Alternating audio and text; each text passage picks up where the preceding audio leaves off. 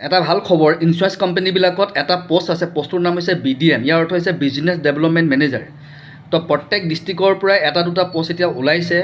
তো ইয়াৰ কাৰণে আমি ফ্ৰেচাৰ্ছ ল'ৰা ছোৱালীক পঠাব পাৰোঁ যদিহে বয়স 25ৰ ওপৰত হয়। 25ৰ পৰা 30ৰ ভিতৰত যদি কোনোবা ফ্ৰেচাৰ ল'ৰা ছোৱালী আছে, কিন্তু কোৱালিফিকেশ্যন গ্ৰেজুৱেট বা পষ্ট গ্ৰেজুৱেট হ'ব লাগিব, আণ্ডাৰ গ্ৰেজুৱেট ল'ৰা ছোৱালী নলয়।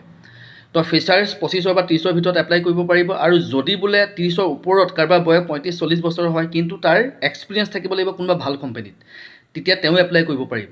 ঠিকে, ফ্ৰেচাৰ্ছৰ চেলেৰি তোমাৰ 18,000 থাকিব, কাটি কুটি 15 আহিব ইন হেণ্ড, তলত এটা টিম থাকিব। ঠিকে, তো মেনেজাৰ লেভেলৰ পজিশ্যন হয়, হাই লেভেলৰ পজিশ্যন হয়, পটকৈ নোলায়। একবাৰ যদি পাই যোৱা তো লাইফত এটা কাৰ্ভ মেচিভ গ্ৰ'থ আহি যাব আৰু পিছলৈ ঘূৰি চাব নালাগে। ঠিক আছে, এক্সট্ৰিম ইনচেণ্টিভ থাকে, চেলেৰি প্ৰপাৰ 30 তাৰিখে সোমাই যাব, অন ৰোল জব হয়, প্ৰপাৰ কোম্পানীৰ পৰা তোমালোকে পাবা, এপইণ্টমেণ্ট লেটাৰ পাবা বা অফাৰ লেটাৰ পাবা, PF PSI মেডিকেল বেনিফিট থাকিব। অ'কে, তো এই পষ্টটোৰ কাৰণে এপ্লাই কৰিব পাৰা। Hop like the video'.